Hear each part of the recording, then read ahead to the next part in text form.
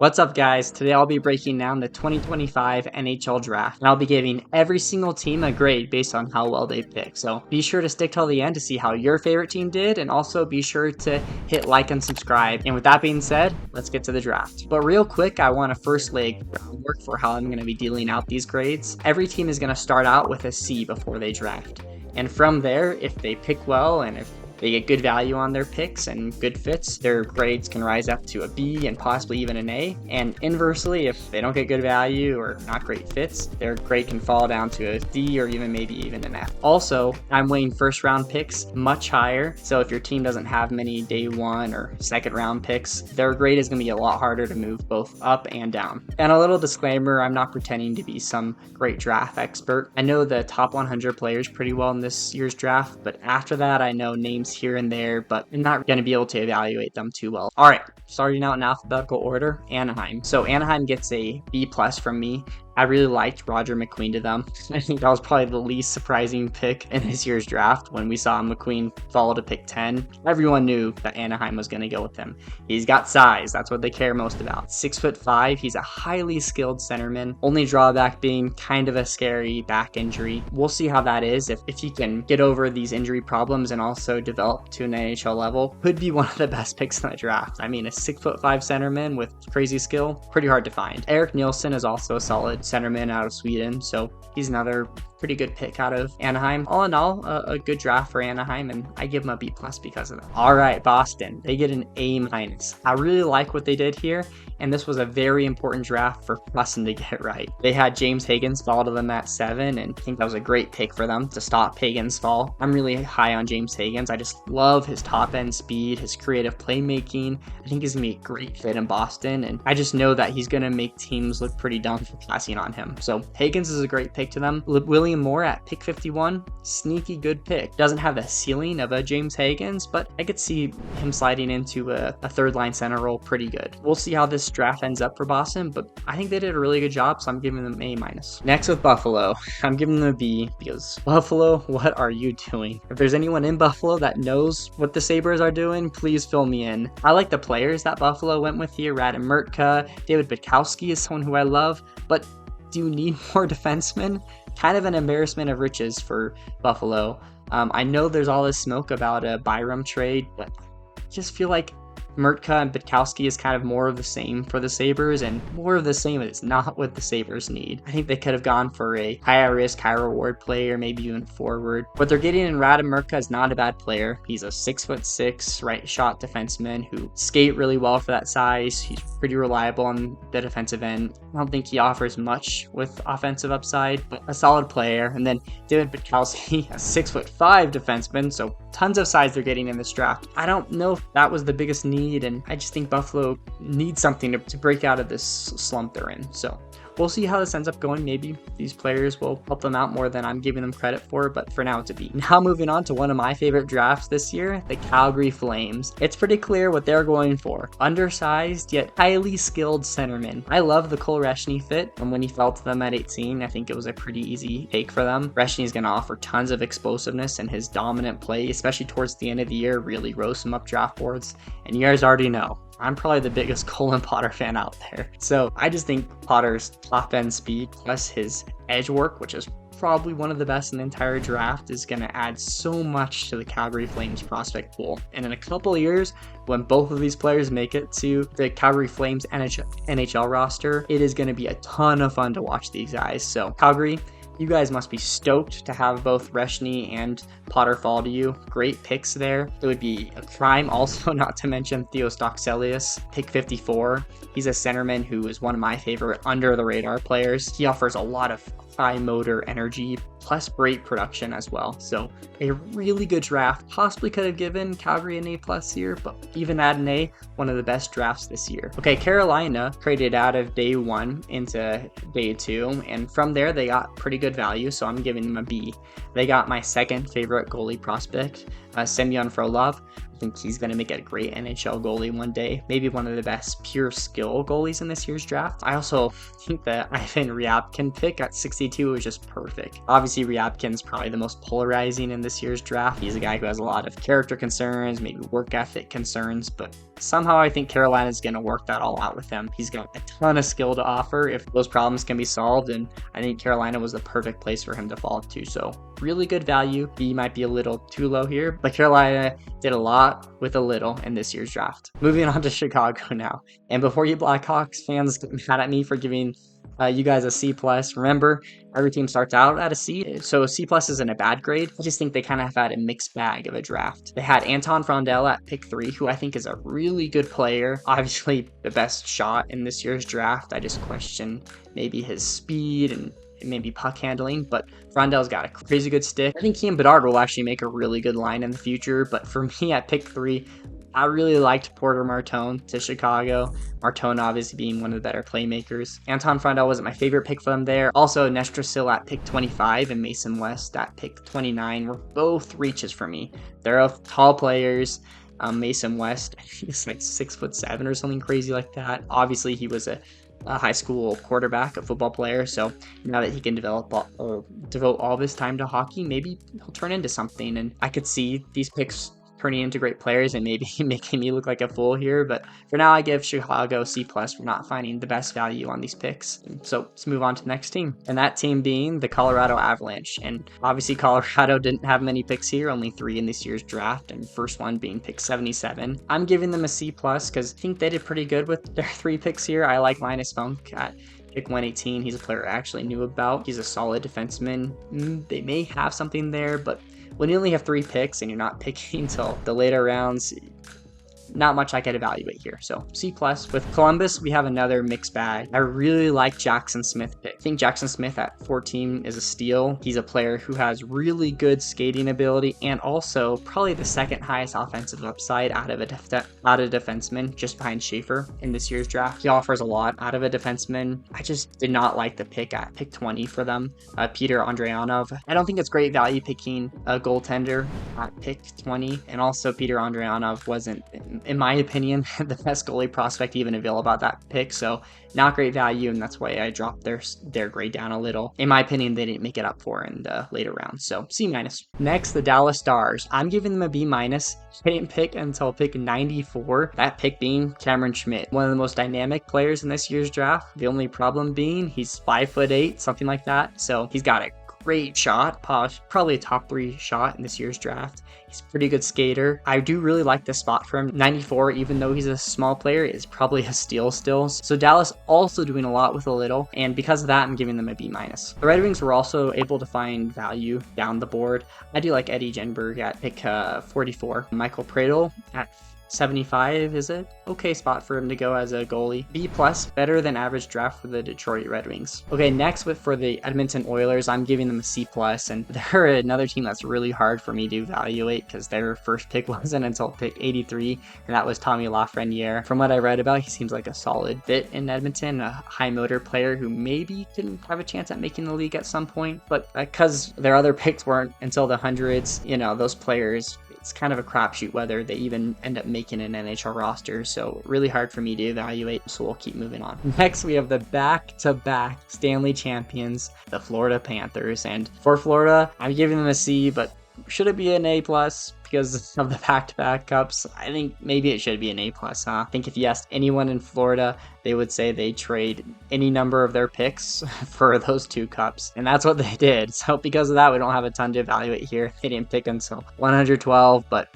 congratulations, Florida Panthers, you won back-to-back cups. So the headline isn't NHL draft, it's back-to-back champions. So everyone in the league is chasing you guys, and let's keep moving on. With the LA Kings, I'm giving them a B-. Their pick at 31 is Henry Buchnevich. I know a bit about him. He's a defenseman from the London Knights. I know more about him because he played with line mates Sam Dickinson from the Sharks prospect pool. I just think that's kind of a reach for Buchnevich. I had him in the 2nd round, but I know one thing about the London Knights is they know how to develop players, so who knows, he could end up being a pretty solid defenseman. My favorite pick from LA this year, though, is Christian Epperson at 88. He's an overager by a year, I believe, but if you watch Saginaw this year, he was a stud. the way he was able to shoot and also play make on that team was pretty amazing. So that's actually my favorite pick for them. Christian Epperson, watch out for him. I'm giving the Minnesota Wild a C-. Their team who didn't have a pick in day one, so their first pick was like 52, Theodore Hallquist. From everything I read about, seemed like maybe a little reach there, but if you wanted a defenseman in that range, there was a run on defenseman earlier, so you were going to have to reach for one. Adam Benek, from what I read, seemed like maybe a solid center.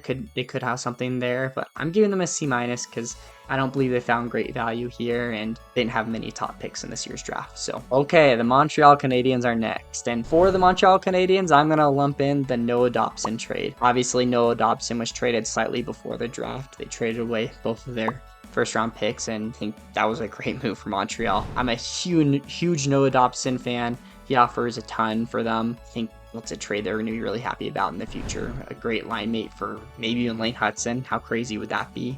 I'm giving them an A because of that. I also really love LJ Mooney pick at pick 113, one of my favorite players, and I think we can say that Montreal has a good history of picking undersized players from the USA, right?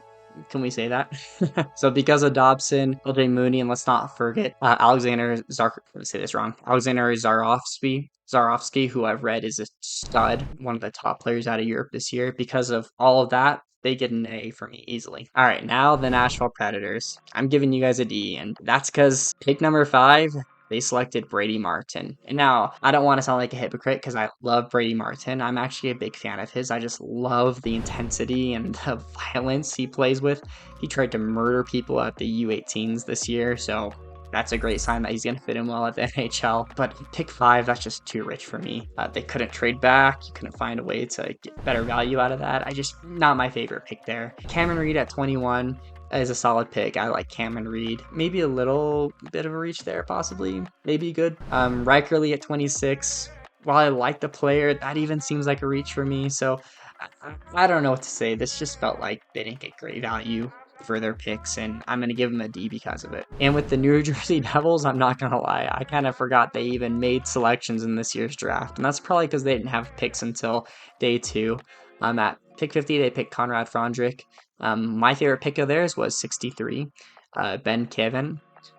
He's a really good winger, so they found some pretty good value for their picks, and because of that, they get bumped up slightly to a C+. Now, to the winners of this year's draft, the New York Islanders, and boy, did they have a draft for the ages. They're getting an A+, probably should be an A+++.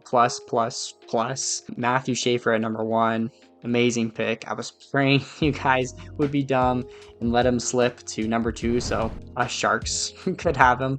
But Matthew Schaefer, what a player you have in him. What a just person and leader. That whole tribute he did for his mom was so touching at the beginning of the draft. But Matthew Schaefer is just a solid defenseman, probably a number 1 pairing guy who can skate like the wind with tons of offensive upside.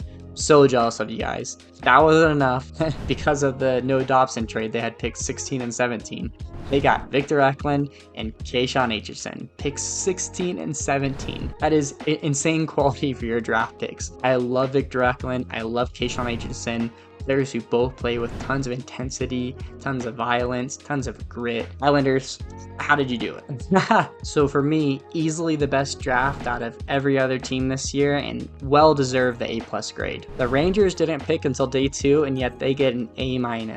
They got amazing value with Malcolm Spence at 43. Spence is a player who I had way higher than that in my mock draft. I can't remember where I had him. I think it was in the teens even. He's a player who can just play in every situation. Power play, penalty kill, face-offs, offense, defense. The dude is just everywhere, every single game I've watched him. So amazing value there for the Rangers. I love what they did. Sean Barnhill added pick 70, defender. Also a pretty solid player. So I'm just super high on what the Rangers were able to find in day 2 of the draft and the great value they had. So A minus easily for me. Ottawa centers get an A minus. I thought it was really clever of them to move back a couple picks and still get their guy in Logan Hensler. He's a solid right-hand defenseman. He's got really good skating actually for his size. He's got some offensive upside, but more than that, he's just a really solid, responsible defender. So really good pick for them. I like Blake Van Eyck at pick 93 also.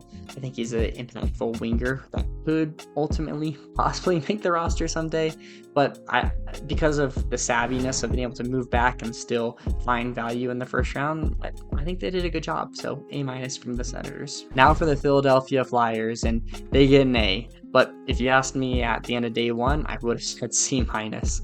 Not because of Porter Martone. I actually love that pick. Number 6, then falling to that, amazing value. He's probably the best playmaker in this year's draft. I just love the way he's able to distribute the puck as a winger. So him and Mitch Cobb, going to be a pretty exciting connection in the future. But Jack Nesbitt at pick 12, and to move up for him, it's just a huge reach. Nesbitt surely would have been available later on. I know he's got size, I know he's a center, but I'm not a fan of that pick, I'm not going to lie. But the Flyers were able to salvage their draft. Day 2 was a home run. Let me list off 3 players that they got in day 2. Carter Miko, Jack Murtagh, and Shane Van Sage. I love all 3 of those players. If you can put a title for those 3 players, I think it would be grit, violence, power. I think the Flyers hit a home run in day 2, and because of that, they get an A. Maybe should have given them an A+ here. I love this draft for the Flyers. Maybe the draft you look at in 10 years from now and say, that's where it turned around. So next, the Pittsburgh Penguins get a D-. I don't know what the Penguins were trying to do in this draft. I was confused almost the entire time. They were a team with a ton of picks going in, and they didn't really get a lot out of it. Pick 11, Benjamin Kindle was a player I liked, but 11's a massive reach in my opinion. I think he would have been there into the 20s probably. Bill Zonin at 22, another player I like, still a little early. Will Horkoff at 26, great player, still early. I don't hate these players, but every single guy seemed like he was picked 10 picks too early, and because of that, I'm giving the Penguins a D-. Now for the Seattle Kraken, I'm giving them an A-. I don't want to toot my own horn, but I actually mocked Jake O'Brien to them a few weeks ago. So I actually really like that pick for them. I know they pretty have tons of centers, tons of forward prospects. Maybe they could have used a solid defenseman, but pick 8, that just wasn't the value. Jake O'Brien may turn out to be one of the better playmaking centers out of this year's draft. He's got great size, so I really like that fit for him. And pick 36, they continue to get great value. They get a good defenseman anyways in Blake Fiddler. He's the coveted right shot defenseman. He's a really responsible defender, so a great draft for Seattle actually. I'm giving them an A-. I've seen a lot of people go lower on them, but I'm actually pretty high on their draft. Now you guys tell me if I'm being biased, but for my San Jose Sharks, I'm giving them an A-. I just love that Mike Greer didn't overthink pick number 2 and just got the best player, Michael Misa. I'm a huge Misa fan. I loved how he did all year. You look at his numbers, they are eye-watering numbers. Insane production all year. Highly skilled, yet really well-rounded 2A player. I think he's going to add a lot and just slide right into that second center role behind Macklin Celebrini. At pick 30, it surprised me a little to see them go with a goalie, but Joshua Ravensbergen was clearly the best goalie in this year's draft, so I don't mind that pick, and it's better not to have all of your eggs in one basket like they did with Askarov previously. Simon Wang at 33 is maybe a little bit of a reach, but the Sharks are going for a home run swing here. Wang is a really raw defenseman. He's 6'6". I think the earliest Chinese-born player to ever be drafted in the NHL, so pretty cool there. Cole McKinney at pick 53 is really good value. All in all, a really good draft for the Sharks, and just so happy that we got Misa. Now for the St. Louis Blues, I'm giving them a B. Justin Carbonneau at 19 is pretty good value, and I think he's probably one of the more underrated forwards in this year's draft. He's a guy who can do it all, so good value at 19. Their picks weren't until 147 and 179, and that's all they have in this year's draft, just those 3. So because of that, they get a B, and now for the Tampa Bay Lightning, they get a C. They're another team who didn't pick until day 2, so harder to evaluate. At 56, they got Ethan, might I say this right, Chata? I don't know, but from what I've read, a good center prospect, maybe a bit of a reach at that pick, but someone who plays with a lot of grit which is what you want out of those maybe third or fourth line center guys. So maybe they have something there, but overall not a ton to evaluate here, so we'll move on. For the Toronto Maple Leafs, this might be a little bit harsh, but they get a D+. I just felt like every pick maybe was a bit of a reach. 64, Tynas Koblar, 86, Tyler Hopkins. Overall, from what I can tell, the consensus was having those players lower, but I'm not a scout. I'm not going to question the Maple Leaf scouting department. Maybe they're really high on those guys. They probably are because they picked them. So we'll see how those guys turn out. So we'll move on. The Utah Mammoth get an A-. And they were obviously very lucky to be able to select that pick number 4. And even though there was all this smoke about maybe them trading that pick, they stay there and they pick Caleb Desnoyers, who was probably the best center prospect available at that pick. I liked Desnoyers. I probably would have liked Porter Martone more at this pick. I just think they may need more size with their wingers, but Caleb Desnoyers offers a lot of two-way game and also some offensive upside, so solid pick there. And Max Peznica, I think that's how you say it, by all accounts, a really solid defense pick there. So got serious size, which Utah loves out of their defensemen. So all in all, a good draft for Utah. And once again, they gotta be feeling pretty good to be able to select Caleb Desnoyers at number 4. The Vancouver Canucks get a B+. I like Braden Coots, 15. For me, it's a little high for him, but a lot of people did have Braden Coots in this range, so I'm not going to question it too much. Solid pick there. Alexei Medvedev, by what I can read, he seems like a really solid goalie prospect. A lot of people were decently high on him, so it seems like pretty solid value there also. So Vancouver, you guys are picking in the first round for the first time in a while. Probably feels pretty good, pretty weird maybe. You guys did a solid job, B+. Next, with the Vegas Golden Knights, they get a B+, and of course they get a solid pick followed to them at pick 55. That's Jacob Wozniak. I really like Jacob Wozniak. He's a player out of Sweden. I think Vegas may have found something there. The Washington Capitals get an A+, and I think I say that every year about their draft. They've got one of the best scouting rooms and development staffs in the entire league. So once again, an amazing draft for the Washington Capitals. Starting off with Lyndon Lakovic at pick 27. That's insane. I had Lakovic way higher than that, around pick 14. I'm decently high on him. He's a 6'4" winger. He's got crazy good skill. If he could learn to use his body a little, and he's going to make a good player. So great pick there. Also, pick 37, Milton Gastrin. I can't believe he fell there also. So those two picks alone get an A+ for the Washington Capitals. They were able to stay put and find two solid players, two players who could easily find their way into Washington's rotation in a year or two. So once again, solid job from the Capitals. All right, now ending things, we have the Winnipeg Jets. I'm giving them a C+. They picked Sasha Boumedienne at pick 28. Boumedienne is a player I actually like quite a bit. He's a guy who had a really solid U18 performance, and I think that's probably what rose him up draft boards so much. So you have a tall, solid defenseman there with possibly some offensive upside, so good pick there. Aside from that, Winnipeg picked really late in the draft, so I won't evaluate their picks any further. So a nice job from Winnipeg there in getting Boumedienne. Okay, with that, that's all 32 teams. This was a really fun exercise for me, and I really enjoyed this year's draft actually, even though there was less depth in this year's draft than maybe some years. It was still a solid draft. I think we're going to find a lot of really talented players still come out of it. I was really impressed with the front end of the first round, and even the parts of the second round. Teams were able to find super solid talent. So let me know what you guys thought of my assessments here. You could be critical to me if you want. Let me know what you agree with. Please consider leaving a like and subscribing if you enjoyed the video. This took a lot of effort to make all these infographics, and thank you all so much for watching, and I'll see you guys in the next one.